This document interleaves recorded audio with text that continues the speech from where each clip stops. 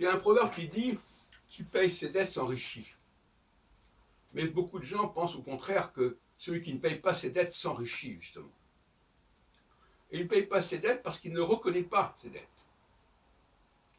S'il est de mauvaise foi, s'il trouve des expédients, des arguments pour ne pas payer ses dettes, pour ne pas les reconnaître, eh bien, il n'aura pas à les payer. C'est toujours ça le prix.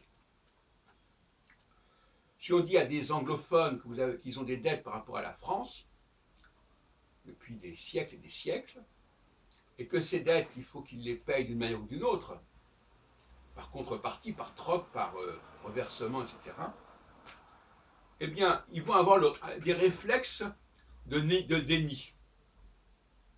Et c'est intéressant de voir quelle est la stratégie de déni qui va pouvoir émerger dans ce genre de cas. Vous savez, le déni, c'est quelque chose qui est presque viscéral. Quand quelque chose ne nous arrange pas, nous dérange, on bascule dans le déni. Quand on a fait quelque chose qui pourrait faire problème pour nous, on va dans le déni. Donc le déni, c'est une sorte d'apprentissage de la survie quelque part. Pour survivre, il faut nier. Parce que autrement, on va vous détruire si vous acceptez ce qu'on vous propose, si vous reconnaissez vos dettes, ça va vous détruire. Donc il faut les nier, ces dettes.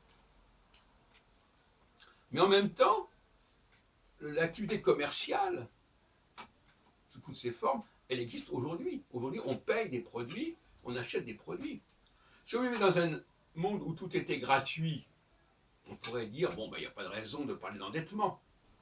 Mais ce n'est pas le cas. Donc il y a des dettes qu'on considère légitimes et des dettes qu'on considère comme non légitimes. Pourquoi? Parce que tout simplement, ça permet d'alléger le poids de la dette. Ah oui, ça d'accord, mais alors ça non. Non, ça je ne prends pas. Donc il y a aussi ce débat épistémologique, ce débat scientifique, ce débat culturel. Quel est l'endettement? Quel est l'endettement des Anglais par rapport aux Français?